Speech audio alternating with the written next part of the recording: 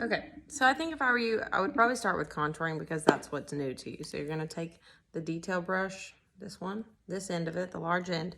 With contour, you really have to pick up more product than you think. So you can actually kind of drag the brush in there. Usually start with the forehead because that's what needs the most.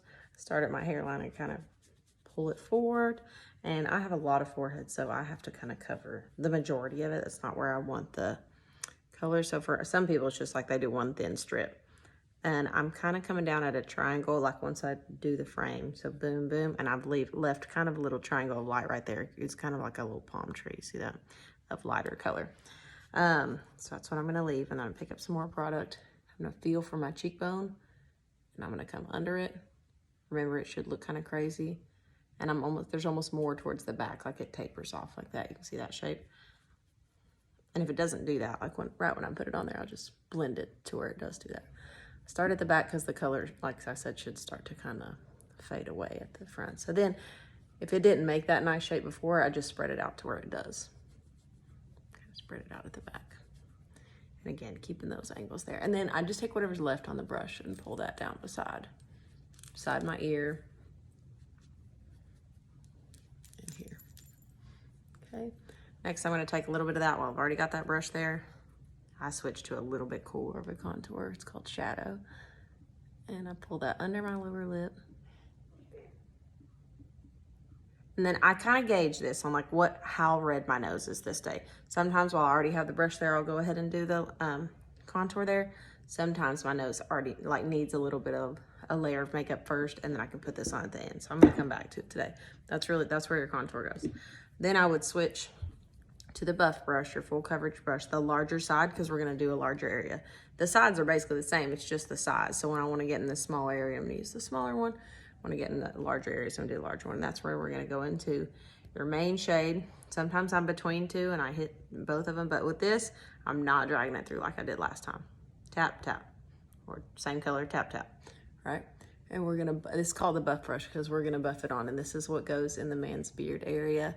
I do kind of switch, and I've to the main color, the darkest one that I have, and that's what I do my things that need the most coverage. So if you've got an age spot or an acne scar or whatever it is, and I stipple those on. So by stipple, I mean tap, tap, tap, dot, dot, dot, just to make sure that has the most product. I do that first, and then I come back at the end after I've blended, because sometimes I might blend and move it.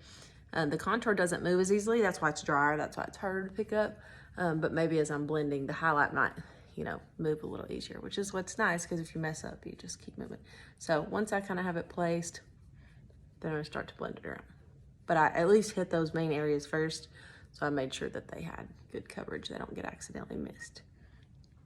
And again, I'm really kind of sticking in the beard area, but I'm starting to slowly bring it up here, especially a lot of people have some redness right there. Okay, I'm gonna do my nose as well. Back in to reapply for nose. I do the entire nose. Just kind of getting in there where I'm starting to get some darkness.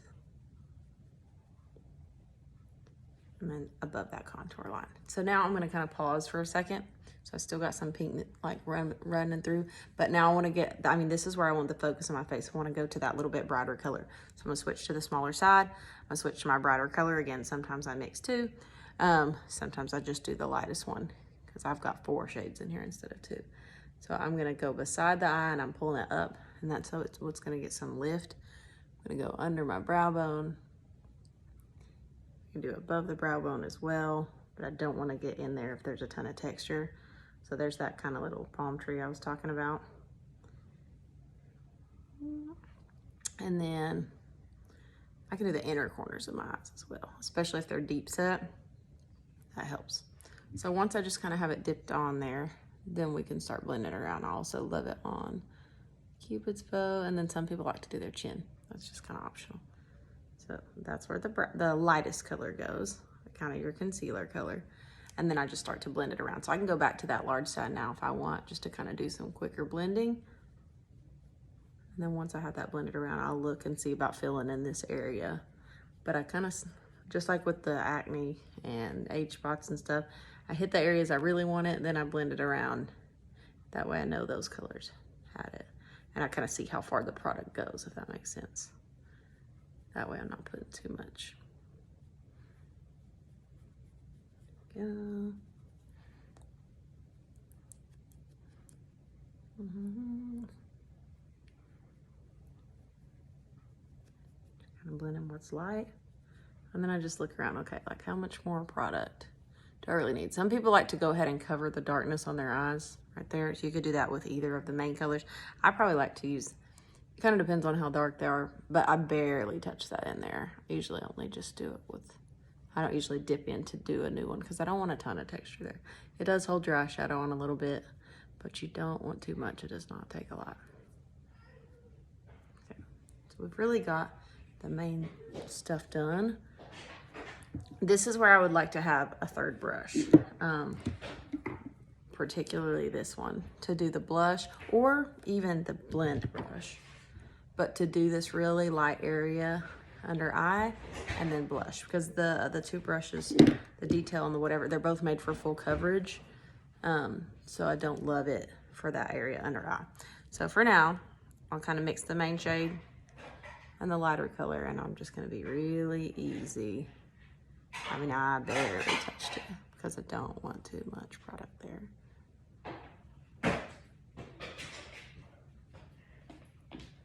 And if you've got redness, hold on a second.